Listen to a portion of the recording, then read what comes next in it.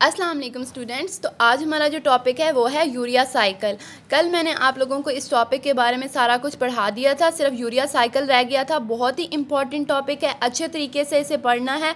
जो मैं समझा रही हूँ अच्छे तरीके से समझना है और इसे 1-2 बार आप लोगों ने ख़ुद ड्रॉ करना है, ठीक है। तो हम लोग ये पढ़ते हैं यूरिया साइकिल, लेकिन उसको शुरू करने से पहले आप लोगों को कुछ चीज़ों का पता होना चाहिए।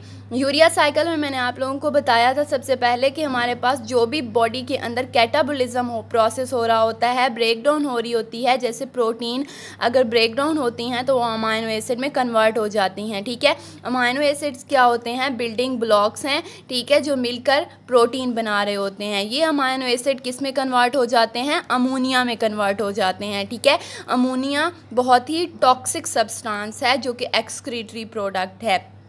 अगर ये बॉडी से रिमूव नहीं होता तो ये हमारी बॉडी के लिए बहुत ज़्यादा डेंजरस है, ठीक है। तो ये अमोनिया को यूरिया में कन्वर्ट करने के लिए हमारे पास एक यूरिया साइकिल होता है जो कि लिवर के अंदर परफॉर्म हो रहा होता है। लिवर क्या करता है? इस टॉक्सिक अमोनिया को यूरिया के अंदर कन्वर्ट करता है और यूरिया फिर किडनी से एलिमिनेट हो जाता है या फिर रिमूव हो जाता है, ठीक है। ये आप लोगों ने ये जो है अमोनिया को यूरिया और यूरिया से किडनी के ज़रिए अमोनिया को रिमूव करना, इस पूरे प्रोसेस को क्या कहते हैं? यूरिया साइकिल कहते हैं। लेकिन आप लोगों को ये पता होना चाहिए कि हमारे पास जो एक्सक्रीटरी ऑर्गन मेन होते हैं वो लिवर और किडनी होते हैं। जो अमोनिया यूरिया या यूरिक एसिड के अंदर कन्वर्ट हो रहा होता है वो इसे कौन कर रहा होता है? लिवर कर रहा होता है, क्योंकि लिवर हमारी बॉडी के अंदर डिटॉक्सिफाइंग का काम करता है। बॉडी के अंदर जो भी डिटॉक्सिफाइंग मटीरियल होता है उसको बॉडी से रिमूव करता है, किडनी की तरफ भेजता है और किडनी बॉडी से इसे रिमूव कर देती है, ठीक है। ये चीज़ें आप लोगों को पता होना चाहिए। नेक्स्ट आप लोग जो अमोनिया साइकिल के अंदर पढ़ेंगे उसके अंदर आपको पता होना चाहिए कि अमोनिया के हमारे पास 2 मॉलिक्यूल्स होंगे और कार्बन डाइऑक्साइड का 1 मॉलिक्यूल होगा, ठीक है। अगर 2 अमोनिया होंगे तो इट्स मीन हमारे पास क्या बनेगा? यूरिया के अगर हमारे पास 2 अमोनिया प्लस कार्बन डाइऑक्साइड मिलकर क्या बना रहे हैं? यूरिया बना रहे हैं। तो हमारे पास 2 अमोनिया का एक ही, तो हमारे पास यहाँ पे क्या है? 2 अमोनिया हैं। 2 अमोनिया मतलब एक अमोनिया से एक नाइट्रोजन आएगा और दूसरे अमोनिया से दूसरा नाइट्रोजन आएगा, तभी तो अमोनिया और कार्बन डाइऑक्साइड मिलकर क्या बनाएंगे? यूरिया बनाएंगे। और यूरिया के हमारे पास 2 मॉलिक्यूल्स होंगे, 2 नाइट्रोजन यूरिया के अंदर प्रेजेंट होंगी, ठीक है। समझ आ गई है मैं क्या कह रही हूँ? कि हमारे पास 2 अमोनिया यूज़ हो रहे हैं यूरिया साइकिल के अंदर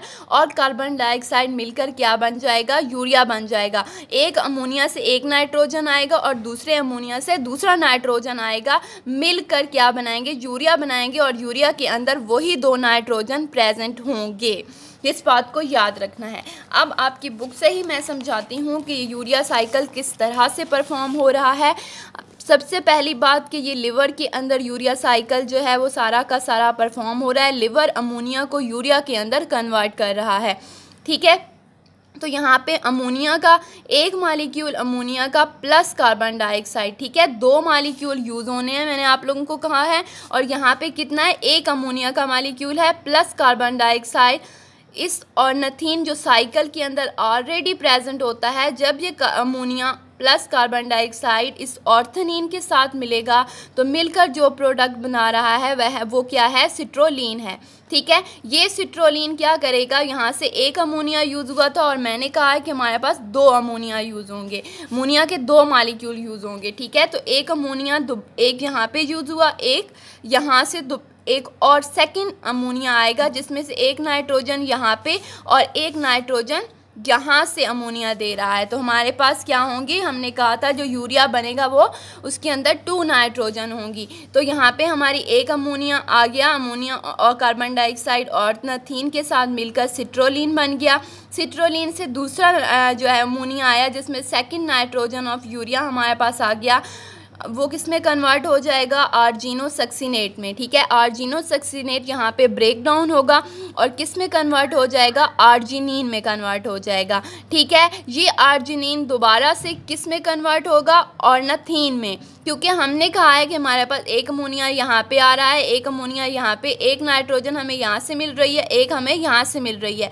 हमारे पास यहाँ तक क्या है? नाइट्रोजन के 2 मॉलिक्यूल आ गए हैं। एक आर्जिनिन से एक जो नाइट्रोजन है वो क्या बना देगा, ऑर्निथीन बना देगा। और यहाँ पे एक जो हमारे पास नाइट्रोजन रह गया है, इसमें एक एंजाइम यूज़ होगा जिसे आर्जिनेज कह रहे हैं। वो एक मॉलिक्यूल इस आर्जिनेज को, एंजाइम को यूज़ करते हुए आर्जिनिन को यूरिया के अंदर कन्वर्ट कर देगा। ठीक है, समझ आ गई है। यहाँ पे डिफरेंट एंजाइम यूज़ हो रहे हैं जो आप लोगों की बुक में नहीं बताए गए, इसलिए मैंने आप लोगों को नहीं बताया, लेकिन एंजाइमेटिक एक्टिविटी साथ साथ हो रही होती है और सारे प्रोडक्ट जितने भी बन रहे हैं उसको एंजाइम, कोई ना कोई एंजाइम यहाँ पे यूज़ होकर उसे नेक्स्ट प्रोडक्ट के अंदर कन्वर्ट कर देता है। तो यहाँ पे मैंने क्या कहा है कि ammonia plus carbon dioxide ornithine के साथ मिलकर सिट्रोलिन में कन्वर्ट हो जाएंगे। सिट्रोलिन से सेकंड अमोनिया आएगा जिसमें सेकंड नाइट्रोजन एंटर होगी और वो आगे आर्जिनोसक्सिनेट में कन्वर्ट हो जाएगा। आर्जिनोसक्सिनेट ब्रेक डाउन होके आर्जिनेज में आर्जिनिन के अंदर कन्वर्ट हो जाएगा और आर्जिनिन क्या बन जाएगा, दोबारा से ऑर्निथीन के अंदर कन्वर्ट हो जाएगा। ये आर्जिनिन जो है उसका एक मॉलिक्यूल नाइट्रोजन का उसे ऑर्निथीन के अंदर कन्वर्ट कर देगा और एक मॉलिक्यूल जो है वहाँ पे उसे यूरिया के अंदर कन्वर्ट कर देगा। और इसको इस आर्जिनिन को यूरिया के अंदर कन्वर्ट कौन करवाएगा, एक एंजाइम है जिसे हम आर्जिनेज एंजाइम कह रहे हैं। और ये सारा का सारा प्रोसेस कहाँ पे हो रहा है, लिवर के अंदर परफॉर्म हो रहा है।